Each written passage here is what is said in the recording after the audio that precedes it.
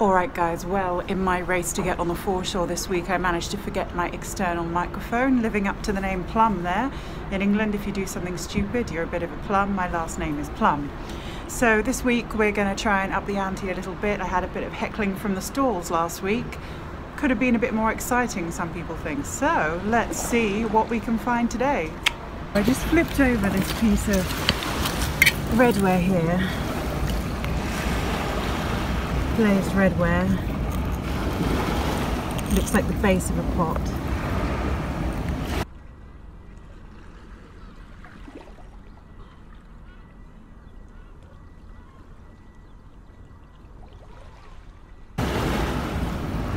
And I stepped back and noticed this.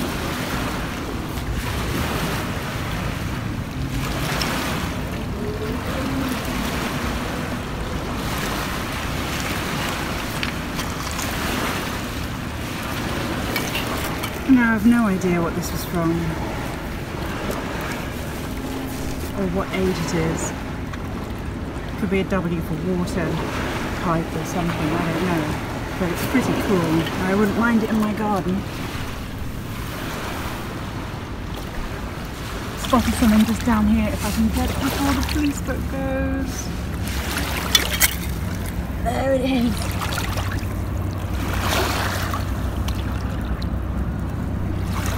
It's a watch winder.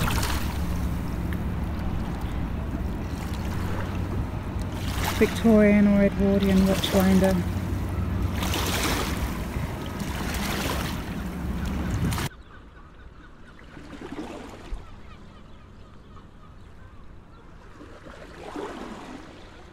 I just flicked over from this spot, this roof tile, and out popped a coin. Looks modern to me. Yeah.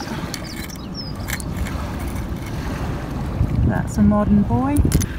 I found a tile down here that I quite like the look of, and I think I'm going to take the trouble to get this one out. You can see there where it's curved. So, let me get down here and see what I can find. Every time I extract this a little more, an Uber boat or something similar zips past and fills it up. Again, I just saw a nice pin. Oh, there we go. How about that for a bit of Thames gilding? And you know where that's going to go, don't you? Right there. I haven't taken them out since last time. I've shifted this rock up in the air. And here we go.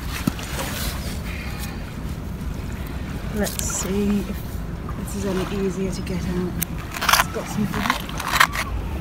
Let's give that a clean off and have a look. Okay, so I've washed this off a little. And this is what we have. There's a curve here. Looks like it would have hooked onto another tile. And there's a little rising bump there. Technical term is not known by me, I'm afraid. I extracted this tile as I hoped it was almost complete.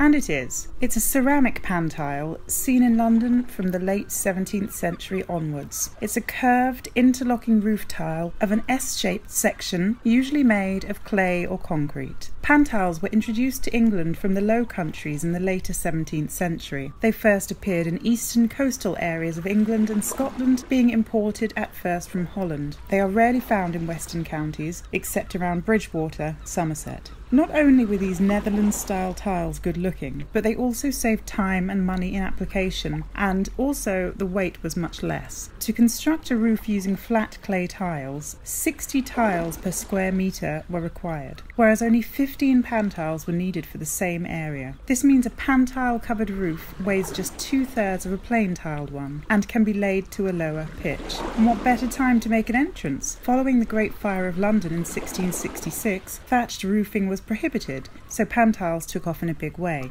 It was some time before we manufactured our own pantiles, and early attempts at home manufacture saw irregular shaped tiles that were inefficient at keeping rainwater out, and were therefore often used on outbuildings such as cowsheds. It's a shame this isn't a complete tile, but it can still be put to use in the Thames Finds rockery in my garden.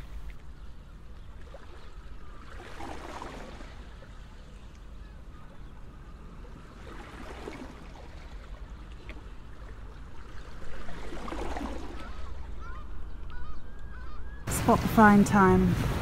Can you see it before I pick it up? Of course you can.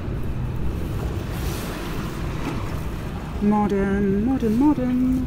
And look, completely rusting, knackering up. Our modern coins are made of horrible alloys and they just don't last. So mudlarks in 100 years, maybe even less, are just going to find little crusty lumps of our coinage. But the old stuff will still be there. Hey guys. Hey man. Hello.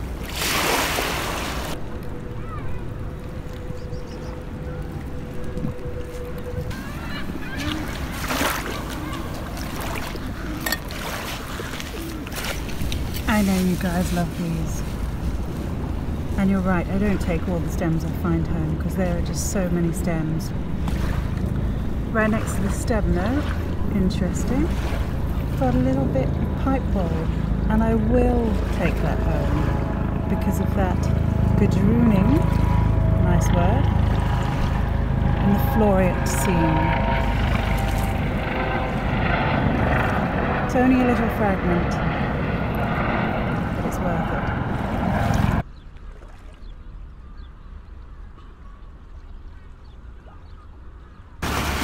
Just spied a nice little piece of redware under here. Look at that. Beautiful. Fairly thin, glazed on the inside and on the outside.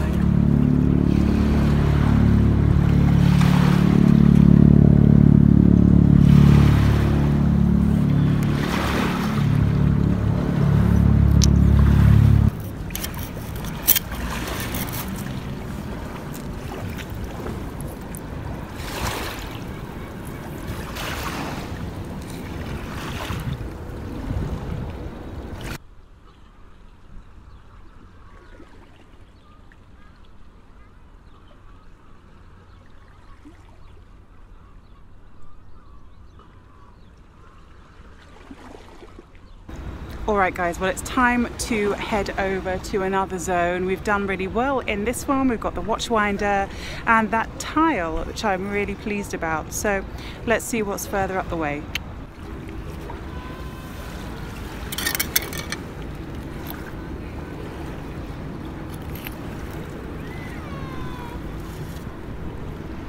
Salt glazed stoneware.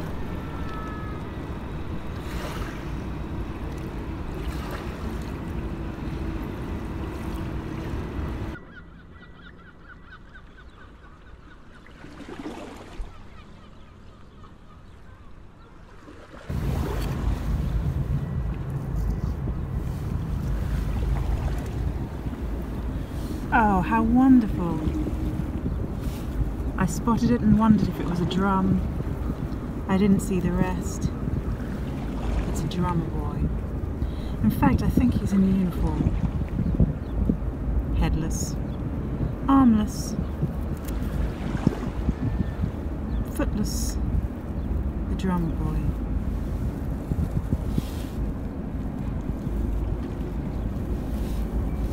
He's still got some of his enamel colour, blue strides, orange uniform. Although I haven't been able to conclusively identify this particular toy, it's likely made by Britons or Joe Hilco. Most likely it's a Britons toy and could have been part of their Drums and Bugles of the Line set, or another set such as the Coldstream Guards box. Britons, previously called W. Britton, is derived from a company founded by William Britton Jr., a British toy manufacturer. In 1893 he invented the process of hollow casting in lead and revolutionised the production of toy soldiers. In 1966, safety regulations in the United Kingdom put the kibosh on production of lead toy soldiers. Britons continued to make plastic toy soldiers and moved their production of the Herald plastic line to Hong Kong from the same year.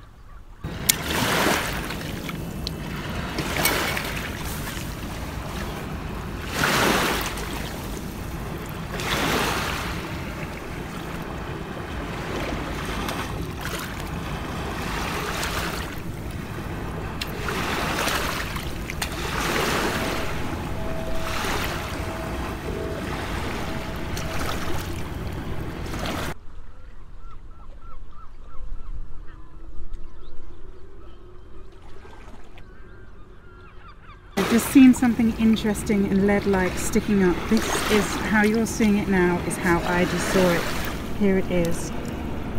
Keep your fingers crossed and I'll keep mine crossed. This is the way it goes. Sometimes you win, sometimes you lose. I think we've lost in this instance.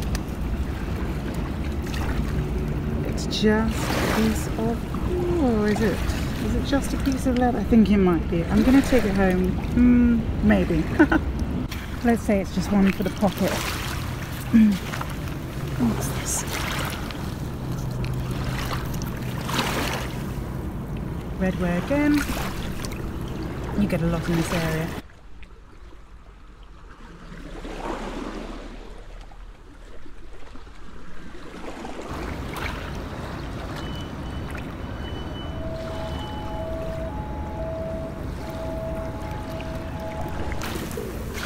Let's have a walk along the tide line here. Asbestos.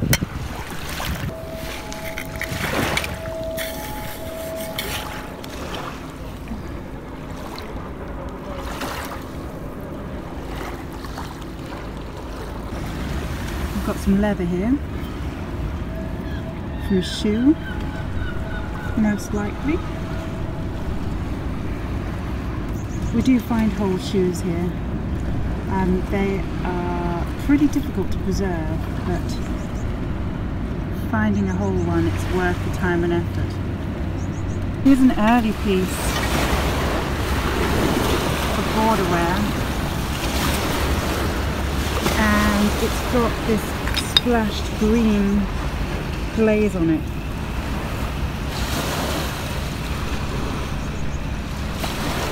See how thin that is.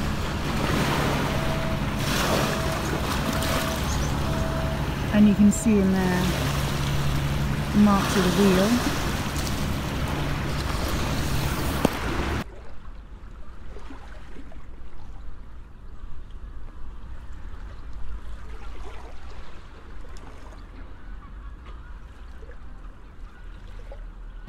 As you know, I'm forever trying to find a piece of tile with an animal paw print in it. I mean, I think I might be pushing it a bit by saying I've semi-found one.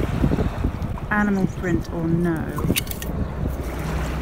There are marks made by somebody or something. Oh, it looks like the marks have been pushed in that way, doesn't it? So my quest continues. Nice scoring on the back there.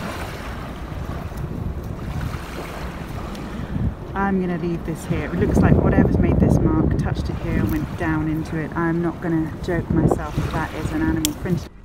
If it is, well, it's still on the foreshore. Alright, let's see what we've got at this end. You can see in this area there's a lot of large chunks of pottery. Some stoneware, lots of redware, more stoneware here.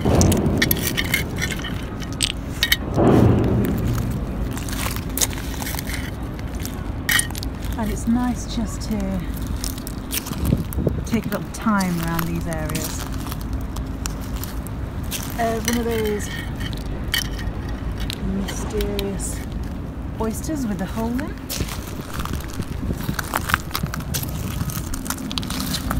So I'm just going to have a little wander around here and see what turns up.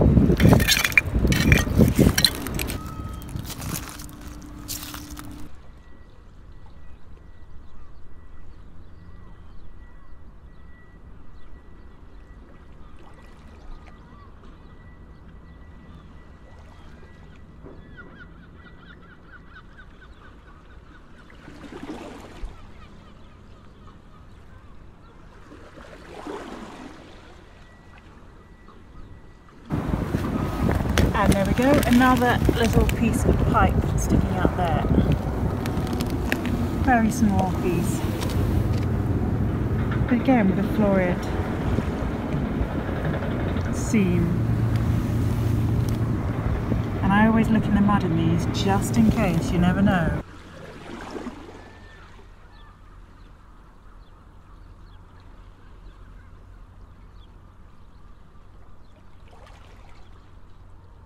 Alright, well here you go.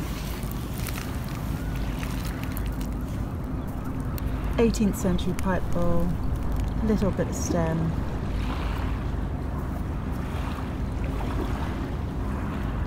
No milling or anything like that. Nothing on the heel there. But a nice little find nonetheless, and I will keep that.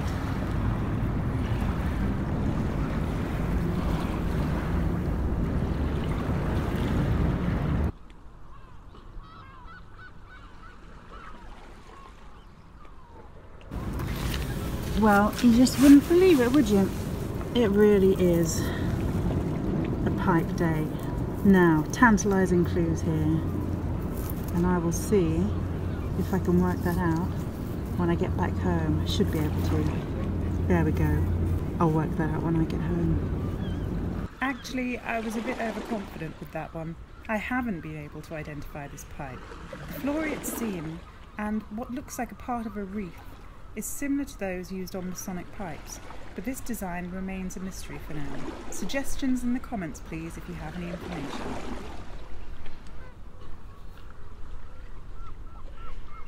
Here's a nice piece of pottery. Let's just get down to it. Pie crust edge. You can see the marks there, so clean, beautifully done. It's slip coated and then glazed.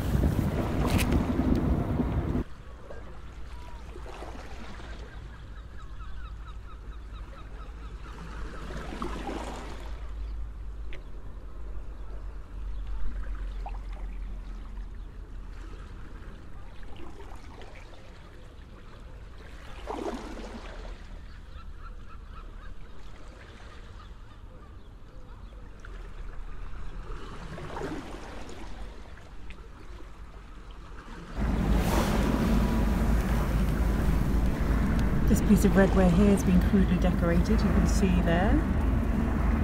It's been scored.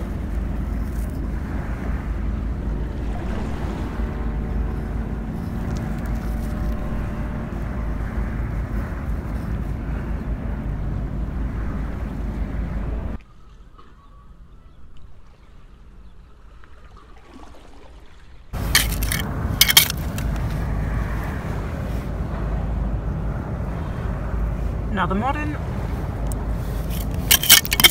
am I even mudlarking if I don't find a piece of lead type? It's a colon.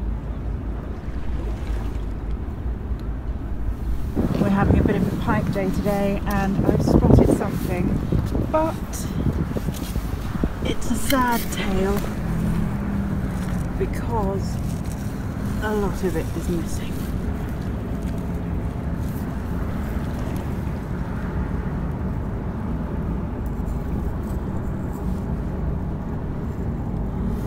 Interesting though for you to see the pipe in cross section, I guess.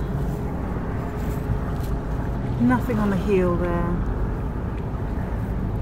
Nothing on the stem. But I'll leave that for someone else to find.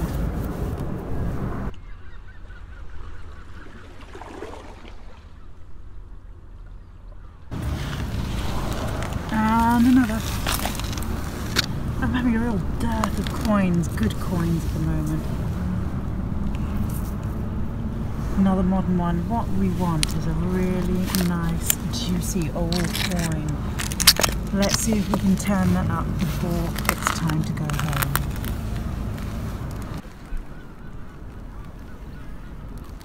Okay, what's this? With a little bit of luck. I mean, it really is a day for pipes, isn't it? With a little bit of luck, folks.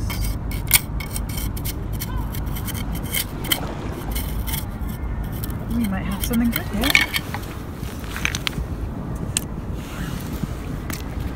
Let's keep our fingers crossed. We don't normally find...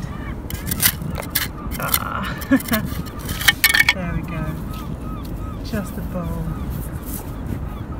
No matter, I'm not complaining. I'll take it.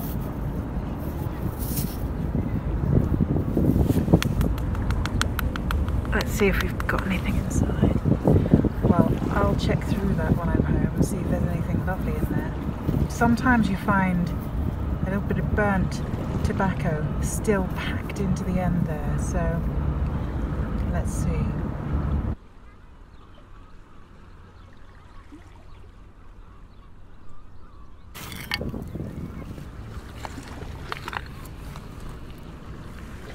Tooth? Broken tooth?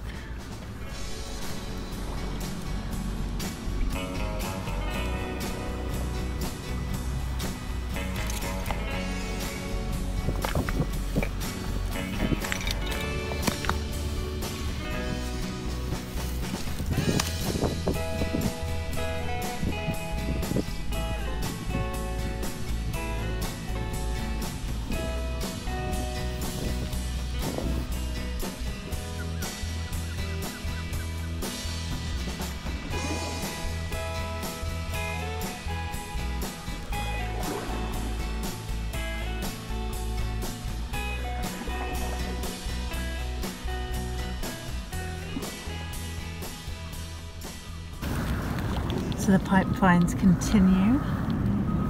Here you can see there's just a little bit of pipe stem, but there's an A stamped on it, which is the surname of this maker, and it looks like it's got a crown stamped over the top. I'm going to research that when I get home. On the other side we've got A again. Alright, well that's interesting.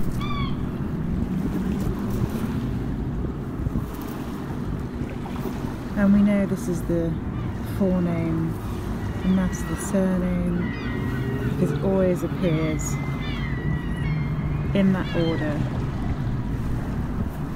Forename to the left, surname to the right, with the pipe turned away from you like that. Anthony Andrews, also known as Arthur Andrews, was a pipe maker and freeman of London. In these notebooks by David Atkinson, one of the leading lights in clay pipe research, we can see a selection of Atkinson's pipes from different moulds and also the variation in maker's marks. I hung on to this fragment as I knew we'd be able to get a solid ID and therefore screw down the date. This pipe would have dated to 1720 to 1770 and looked something like this.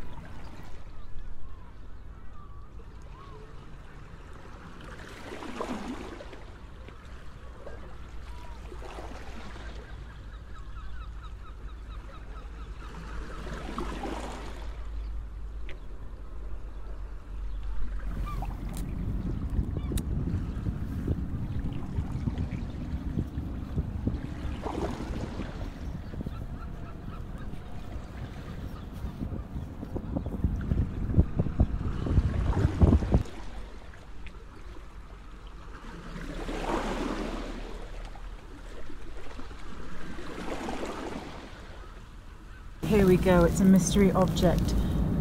No idea, it looks like a piece of, well, from there anyway, it looks like a piece of industrial tool stuff. But look, actually, it's got a decorative bit to it. And there too.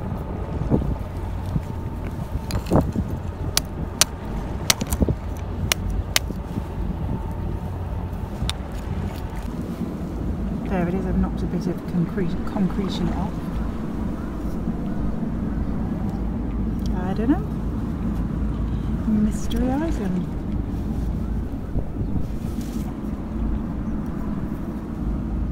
Well, I still don't have a conclusive answer to what this mystery object is, but here it is, all cleaned up. And I can tell you that we do know it's a decorative cast iron piece with a seam running through it, and it could have been a part of any of the following.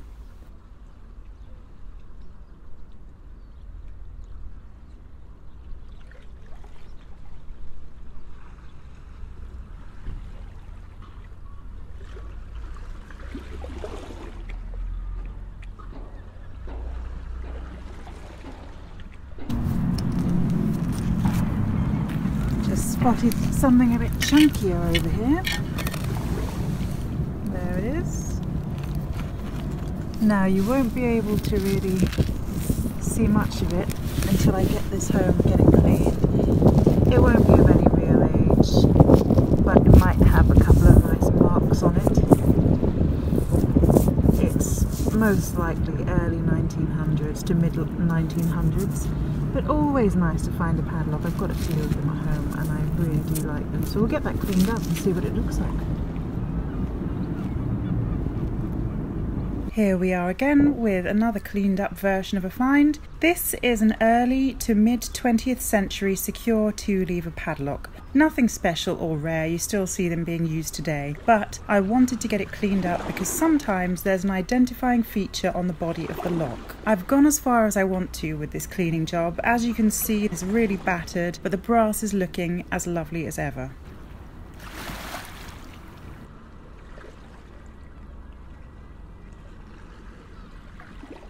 Guys, well, what a day for pipes. Even though they weren't complete, there are some really good little fragments there that we found some great information out from. Hope it was a bit more up-tempo this week for one viewer in particular. And I'll be back again soon. See you then.